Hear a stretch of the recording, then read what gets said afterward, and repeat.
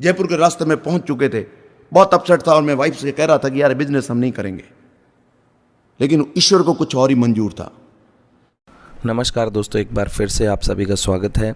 आज सुनते हैं कि ऐसे कपल की कहानी जो पेशे से तो डॉक्टर थे, बट उन्होंने इस बिज़नेस को चुना और इस बिज़नेस में उन्होंने सफलता प्राप्त कैसे की। चलिए सुनते हैं डॉक्टर शेखर और माधवी जी से उन्हीं की कहानी, उन्हीं की ज़बानी।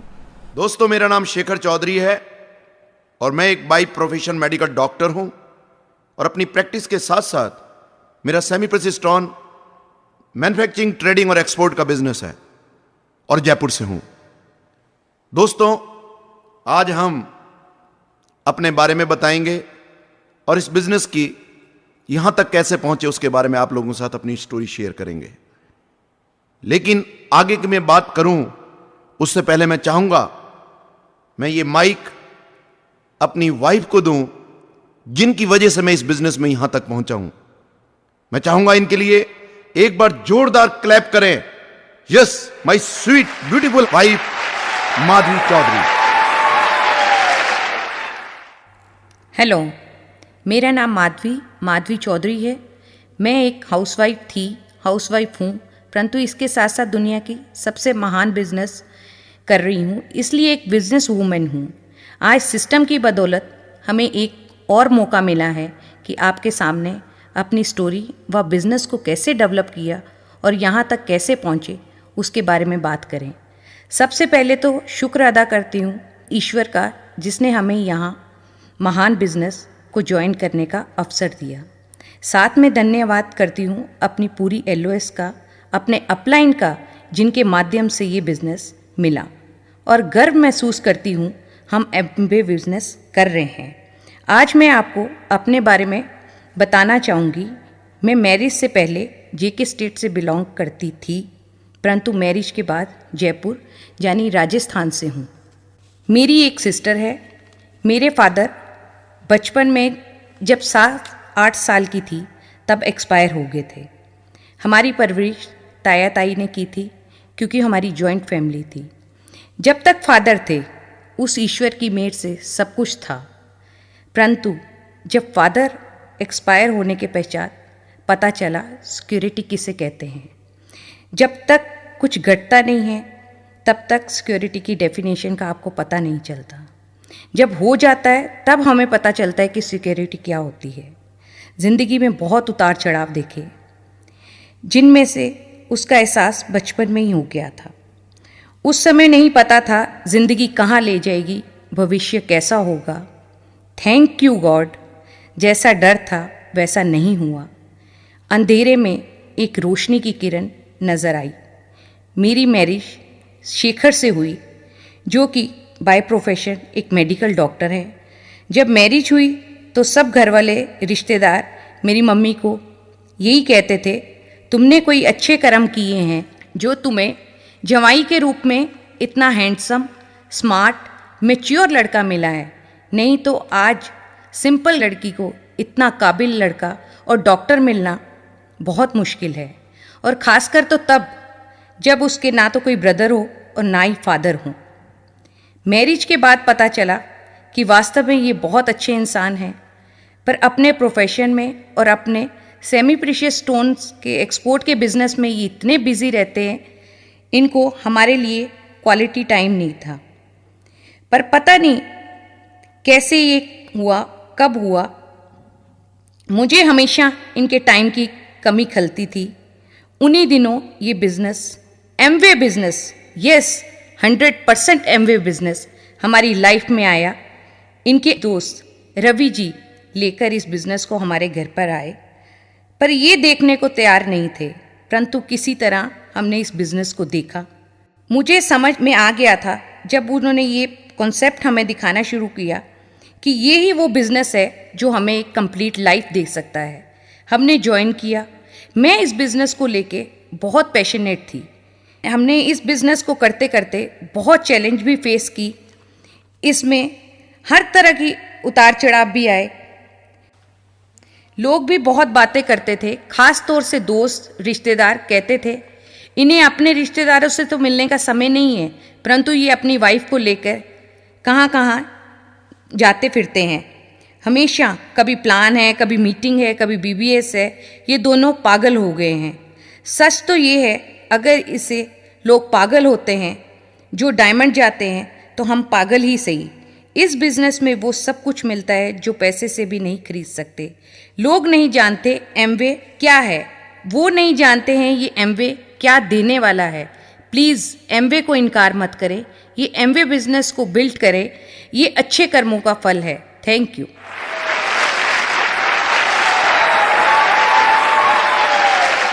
दोस्तों, अभी आपने सुना मेरी वाइफ से। अब मैं अपने बारे में बताऊंगा। मैं एक सिंपल ऑर्डिनरी फैमिली से बिलोंग करता हूं।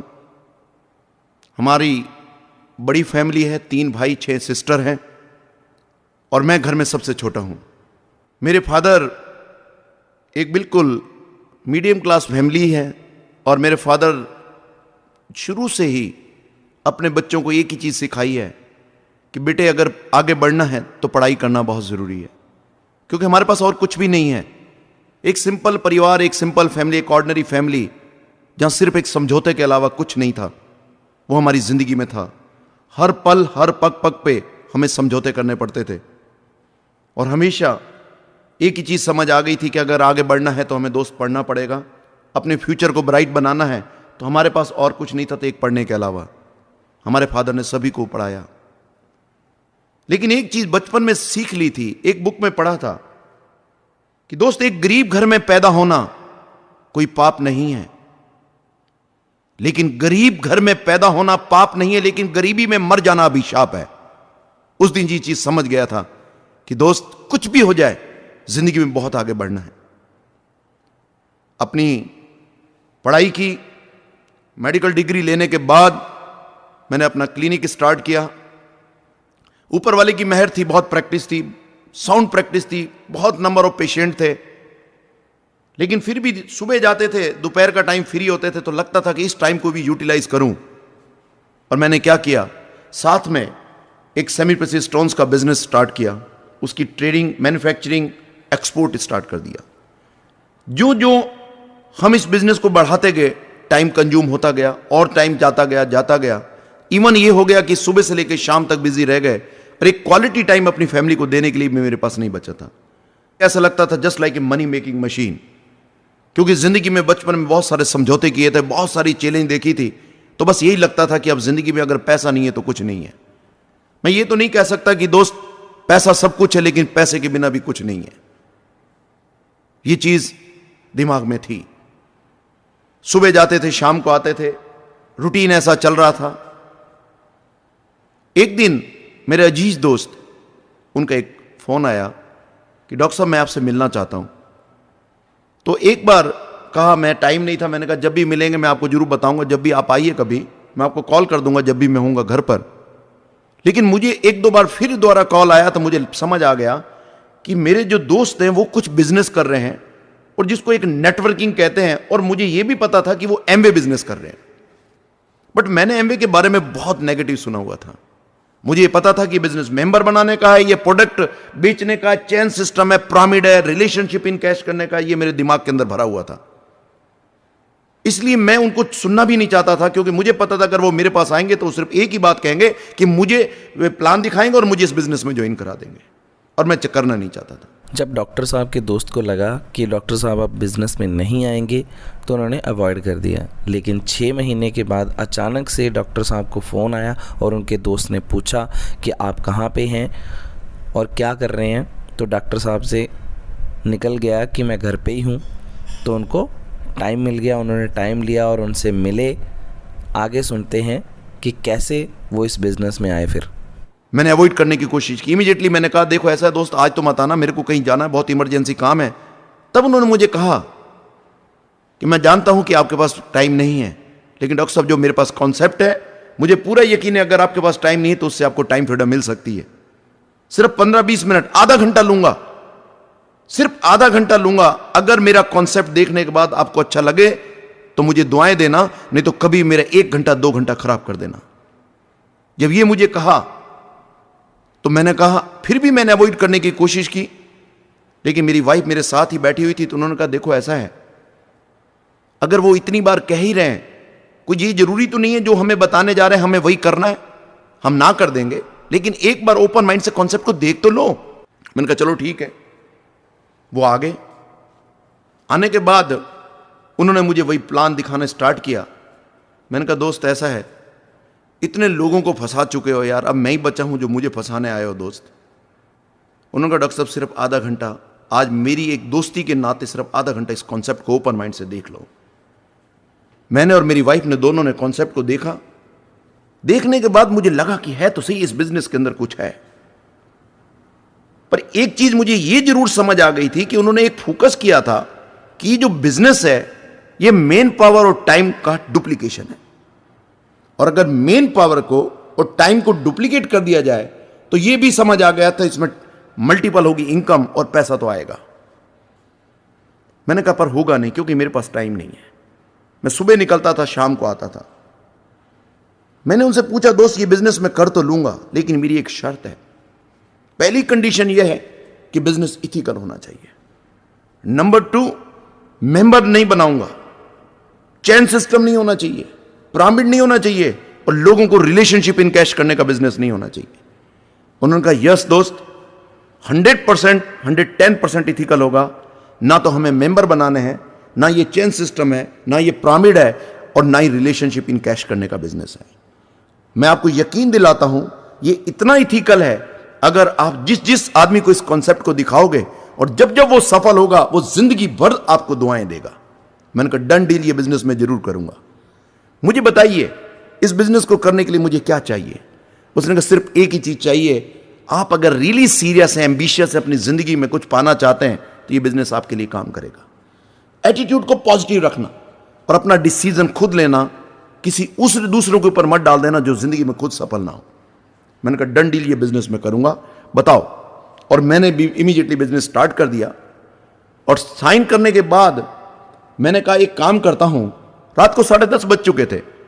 मैंने कहा मैंने ज्वाइन कर लिया, लेकिन मन में कहीं ना कहीं पूरा फेथ नहीं था, बिलीफ नहीं था। मैंने कहा चलो, कहीं मन में यह लगता था शायद ये दोस्त कह रहे हैं मान रहा हूं, लेकिन फंस तो नहीं गया हूं। मैंने इमीडिएटली, मेरे एक खास दोस्त थे जो बैंकर थे, उनको मैंने कॉल किया। मैंने कहा दोस्त क्या कर रहे हो? उन्होंने कहा कि कुछ नहीं। मैंने कहा आप दोनों वाइफ हस्बैंड मेरे घर चले आओ। और वो दोनों घर पे आए, और आते ही मैंने उनसे कहा कि आप आगे फॉर्म सामने रख दिया, और मैंने कहा इस पे साइन करो। वो कहते हैं ये क्या है? मैंने कहा ये बस कुछ मत पूछो, ये एक ऐसा बिजनेस है जिससे जिंदगी बदल जाएगी। उन्होंने फॉर्म देखा, उसके ऊपर एमवे लिखा हुआ था। अरे ये तो एमवे। मैंने कहा दोस्त साइन कर दो, जब मैं फंस गया तो तुम्हें ही फंसाऊंगा, चाहे कुछ भी हो जाए। मैंने कहा यार अगर तुम नहीं करोगे तो इन्होंने मुझे ज्वाइन करा दिया, तो मेरे दोस्तों तुम ज्वाइन करो। मैंने उनको भी साइन करा दिया। बिजनेस स्टार्ट हो गया। दूसरे दिन, तीसरे दिन गुजरते गए, और 5-7 दिन के बाद, मुझे नहीं पता था, रवि जी मुझे कॉल करते थे, कभी आओ मीटिंग है उसमें आइएगा। मैं हमेशा अवॉइड करता था, मेरे पास टाइम नहीं होता था। एक दिन उन्होंने कहा आज संडे और इवनिंग में मीटिंग है, आप जरूर आइए। मैंने कहा चलो कोई बात नहीं, इवनिंग फ्री है तो चलो आज हम मीटिंग में चले जाते हो। जब हम मीटिंग में गए तो हमने क्या देखा कि वहां बहुत सारे लोग हल्ला मचा रहे हैं, हा हू हल्ला मचा, एक्साइटेड। मैंने कह दिया क्या पागल हैं ये लोग, इनको समझ नहीं आ रहा है ये क्या चीज कर रहे हैं ये। मेरे को लगता है यहां पर अच्छी तरह बेवकूफ बनाने के लिए इन्होंने एक बहुत बड़ा प्लेटफॉर्म है, और यहां पर आते हैं लोग और इनको बेवकूफ बनाया जाता है। और एक्चुअली वहां का पता नहीं मुझे आज सूट नहीं किया वहां का एनवायरमेंट, और मैं लौट के आ गया और मैं नेगेटिव हो गया। मैंने कहा ये बिजनेस नहीं करेंगे हम, ये हमारे लिए बिजनेस नहीं है। इस तरह कुछ दिन और गुजर गए, तो एक दिन फिर संडे आया, और मैं शाम को, मैं और मेरी वाइफ दोनों, हम गुप्ता जी के घर पे गए, और गए तो देखा गुप्ता जी और उसकी वाइफ दोनों मीटिंग में गए हुए हैं, और उनका ब्रदर बैठा हुआ है। मैंने पूछा उनसे, मैंने कहा दोस्त कहां गए तुम्हारे ब्रदर?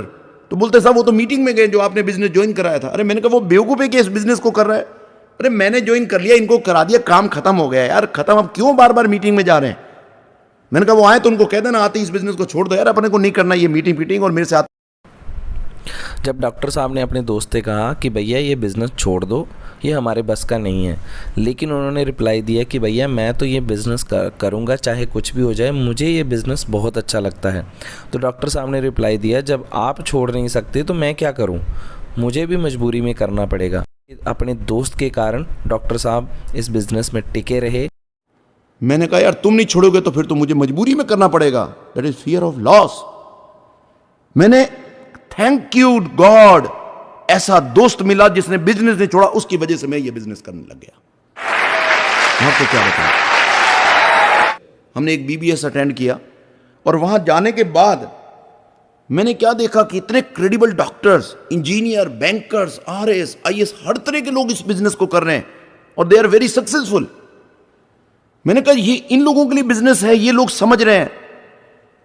तब एक स्पीकर ने स्टेज के ऊपर कहा कि 50 साल से ये बिजनेस चल रहा है, 80-90 कंट्री में चल रहा है और इतने लाखों लोग इस बिजनेस को कर रहे हैं और सफल हैं। और 50 साल से मुझे एक बात बताइए, अगर किसी भी आदमी को कुछ समय के लिए कुछ लोगों को फुलिश बनाया जा सकता है, लेकिन 50 साल तक लाखों लोगों को कभी मूर्ख नहीं बनाया जा सकता। और हमने इस बिजनेस को पैशन के साथ एक मिशन बना के हमने डेवलप करना चालू कर दिया और हमने इच्छा होगी कि यह बिजनेस हमें करना है। लेकिन दोस्त, बिजनेस में इच्छा नहीं, इरादा चाहिए, क्योंकि जब भी कोई प्रॉब्लम आती है तो इच्छा कमजोर पड़ जाती है और इरादे कभी कमजोर नहीं पड़ते। और हमने इस बिजनेस को करने के लिए इरादा कर लिया और बिजनेस को जब स्टार्ट किया, लोगों से बात करना चालू की, तो ईगो, स्टेटस, टेम्परामेंट अलाउ नहीं कर रहा था। लेकिन एक चीज समझ आ गई थी कि जिंदगी एक फैसला भी है और समझौता भी। यह फैसला हमें लेना है और हमने बिजनेस करने का फैसला लिया। लोगों से बात करते थे, जिससे भी बात करूं तो लोग पलट के बोलते थे, डॉक्टर साहब क्या हो गया, प्रैक्टिस बंद हो गई क्या, अब तुम ये बिजनेस करोगे क्या? अरे दोस्त छोड़ दो, तुम फंस गए हो इस बिजनेस के अंदर, ये बिजनेस नहीं चलेगा। मैंने खैर उनकी परवाह नहीं की, मैं बिजनेस को करता चला गया। अपलाइन की, सुनता नहीं था। वो जो मुझे समझाने की कोशिश करते थे कि देखो बिजनेस को समझना पड़ेगा, ये बिजनेस में लर्न करना पड़ेगा। हो सकता है डॉक्टर साहब आप अपने प्रोफेशन में बहुत एक्सपर्ट रहे हो, बहुत साउंड नॉलेज हो, लेकिन इस बिजनेस में अभी आप नहीं जानते हैं। मेरी बात मान लो, मेरी बात को समझ लो, क्योंकि मुझे आज इतना टाइम हो गया इस बिजनेस को करते हुए, तो मेरी बात को समझ लो। अगर सफल होना है तो आपको किसी ना किसी चीज को फॉलो करना पड़ेगा। पर मैं सुनने को तैयार नहीं था। वो मुझे सिखाते थे कि बैठो मैं तुम्हें बताता हूं सक्सेस कैसे पाई जाती है, और मैं कहता था दोस्त तुम्हें इतना टाइम हो गया, मैं तुम्हें बताता हूं कि सक्सेस कैसे पाई जा सकती है। कुछ भी समझ नहीं था, लेकिन मैं उनकी लाइफ स्टाइल और उनको देखता कि वो पूरे दिन फ्री हैं और बिल्कुल एंजॉय कर रहे हैं। मैंने कहा यार ये बिजनेस तो बढ़िया है। और उसके लिए मुझे उन्होंने कहा कि तुम एक काम करो, कुछ अपने खास दोस्तों की लिस्ट बनाओ और उसके अंदर कुछ लोगों को चल के अपन प्लान दिखाएंगे। जब उन्होंने उदयपुर में अपने दोस्त को फ़ोन किया कि मैं आपको मिलने के लिए आ रहा हूँ, उनके दोस्त बहुत एक्साइटेड थे। लेकिन घर जाकर जब उनको पता चला कि ये भी एमबीए बिज़नेस कर रहे हैं, तो उन्होंने सीधा मना कर दिया कि मैं इस बिज़नेस को नहीं कर रहा हूँ और आप भी छोड़ दो, क्योंकि आप इस बिज़नेस में फंस गए हो। तो डॉक्टर साहब को बहुत ज़ोर से धक्का लगा, लेकिन फिर भी वो इस बिज़नेस में टिके रहे। कैसे टिके रहे, चलिए सुनते हैं उनसे। एक्साइटेड हूं उसको लेके। जैसे ही मैंने बिजनेस प्लान स्टार्ट किया, पेपर पेन लेके लिखना चालू किया था, बोला ये एमबीए तो नहीं है। ओ बाय गॉड, मैंने कहा तुम जानते हो क्या कि तुमने ज्वाइन कर लिया क्या? मैंने कहा यस। अरे यार तुम फंस गए दोस्त, तुम तो फंस गए इस बिजनेस के अंदर। अरे डॉक्टर शेखर, मैं नहीं समझ सकता था कि ये बिजनेस तुम करोगे यार, तुम्हें कैसे? ओ बाय गॉड, रियली यार तुमने मुझे पहले बता दिया होता जयपुर से, तो मैं तुम्हें उसी समय कह देता कि दोस्त अगर एमबीए के लिए आना है तो मत आना। मैं बहुत अपसेट हो गया। मैंने कहा जिसके ऊपर मुझे इतनी ज्यादा एक्सपेक्टेशन थी, जो आदमी कभी मुझे ना कर ही नहीं सकता था और जिसके लिए मैं सोच के आया था, जब उसने मुझे ना कर दिया तो इसका मतलब बिजनेस तो नहीं चलेगा। मैं बहुत अपसेट होकर लंच लिया और गाड़ी उठाई। मैंने कहा मुझे वापस जाना है। उसने कहा नहीं दोस्त, नाराज तुम कहो तो मैं साइन कर देता हूं, लेकिन ये बिजनेस चलेगा नहीं। मैंने कहा नहीं, मुझे ऐसे ज्वाइन नहीं कराना। मैं अपनी गाड़ी लेके वापस लौट पड़े। उदयपुर से करीब 60 किलोमीटर दूर जयपुर के रास्ते में पहुंच चुके थे। बहुत अपसेट था और मैं वाइफ से कह रहा था कि यार बिजनेस हम नहीं करेंगे, लेकिन ईश्वर को कुछ और ही मंजूर था। उसने मुझे एक सिंबल दिया, एक रास्ता दिखाया। मेरी गाड़ी के सामने एक ट्रक जा रहा था और उस ट्रक के पीछे लिखा हुआ था, मुझे वो तकलीफ हुई थी मेरे दोस्त ने जो मुझे कहा कि तुम फंस गए और मेरे ऊपर बहुत हंसा था। और उस ट्रक के ऊपर एक लिखा हुआ श्लोक मैंने पढ़ा और उस पर लिखा था, सब्र करे बंदे ये दिन गुजर जाएंगे, सब्र कर बंदे ये दिन गुजर जाएंगे और तेरे हाल पे हंसने वालों के एक दिन चेहरे उतर जाएंगे।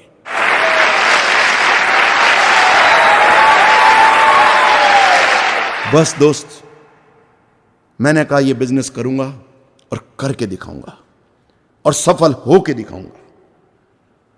मैं उस ईश्वर का धन्यवाद देता हूं, उस परमपिता परमेश्वर का धन्यवाद देता हूं। तुमने ये बिजनेस मुझे जिंदगी में दिया। मुझे नहीं पता था जब फॉर्म पे साइन किया था कि ये बिजनेस में क्या मुझे मिलने वाला है और इस बिजनेस को हमें क्या मिला है, मैं आपको उसके बारे में बाद में बताऊंगा। लेकिन एक चीज जरूर बताना चाहता हूं कि जो इस बिजनेस के अंदर एक चीज कहते हैं कि आपकी ईगो, आपका स्टेटस, आपका टेम्परामेंट अगर आड़े आ रहा है तो उसको साइड में रख दो। जो मेरे लिए आड़े आ चुका था, और मुझे ये मैंने सुना था कि अगर आपके पास कुछ नहीं है तो दुनिया आपका कुछ नहीं बिगाड़ सकती, और मेरे पास आड़े आ रही थी ये तीनों चीजें जो मैं लेके डोल रहा था। मैंने एक कहानी सुनी थी, उस कहानी में कहा था एक ज्योतिष के पास एक आदमी गया जो बहुत ही परेशान था, बहुत ज्यादा परेशान था, और वो जो भी काम करता था उसका काम सफल नहीं हो पाता था। जिस चीज में हाथ लगाता था वो बिगड़ जाता था। महाराज जी कुछ ऐसा काम करो, कोई ऐसी युक्ति बताओ कि जिससे मैं जो काम करूं मेरा बन जाए और कुछ बिगड़े ना। उसने कहा मैं तेरा पूरा उसका कुंडली देखने के बाद बोला कि यस, मैं तुम्हारे लिए बता सकता हूं, लेकिन उसके लिए तुम्हें एक शर्त है कि तुम्हें मुझे एक गाय दान में देनी पड़ेगी। उसने कहा महाराज मेरे पास तो गाय है ही नहीं। कि एक काम करो, अगर तुम्हारे पास गाय नहीं है तो एक बकरी मुझे दान में दे दो। तो बोला मेरे पास तो बकरी भी नहीं है। कि तुम्हारे पास एक चादर होगी तो वो दे दो। बोला मेरे पास चादर भी नहीं है। तो क्या दोस्त तेरे पास रुमाल है तो वो दे दे। कि मेरे पास रुमाल भी नहीं है। तो कहा जा चला जा दोस्त, तेरा शनि भी कुछ नहीं बिगाड़ सकता, तेरे पास कुछ है ही नहीं। तो दोस्त, मैंने अपनी ईगो, अपना स्टेटस, टेम्परामेंट को साइड में रख के मैंने इस बिजनेस को पैशन की तरह किया, क्योंकि मैंने सोच लिया था कि जिंदगी में हार नहीं माननी है। और हमने इस बिजनेस को जैसे जैसे स्टार्ट किया, लोगों से बात करना चालू की। जिससे भी हम बात करते बहुत सारे लोग हमें ना बोलते, कहते ये बिजनेस नहीं करेंगे। लेकिन शुरू में अपसेट होते थे, किसी ने ना कर दिया तो हमें लगता था कि यार इसने ना क्यों कर दिया, इसको समझ नहीं आ रहा ये बिजनेस। कई बार मन में गुस्सा भी आता था। लेकिन फिर दोबारा चार्ज होते रहे, मीटिंग में अपलाइन की हेल्प मिली, कैसेट्स वगैरह, बुक्स वगैरह पर है, तो हमें लगा कि नहीं हमें ये बिजनेस करना है, और लोग ऐसे ही सफल होते हैं। लेकिन थैंक यू गॉड, आज हम अपसेट नहीं होते। अगर आज हम किसी को प्लान दिखाते हैं तो आज हम उनके ऊपर तरस आता है। अगर वो ना बोल देते हैं तो हमें तरस आता है कि हे ईश्वर ये कितना नादान है, ये भी नहीं जानता कि ये किस चीज को ना। लेडीज़ का क्या रोल है इस बिजनेस में, चलिए सुनते हैं माधवी जी से। अब मैं ये बताना चाहूँगी कि इस बिज़नेस में सक्सेस पाने में मेरा क्या कॉपरेशन रहा। हो सकता है वो आपको ख़ास तौर से सभी लेडीज़ को अपील करे। ये एक फैमिली बिजनेस है, लोगों का बिजनेस है, और लोगों को इस बिज़नेस में टिकाए रखने के लिए रिलेशनशिप की बहुत ज़रूरत होती है।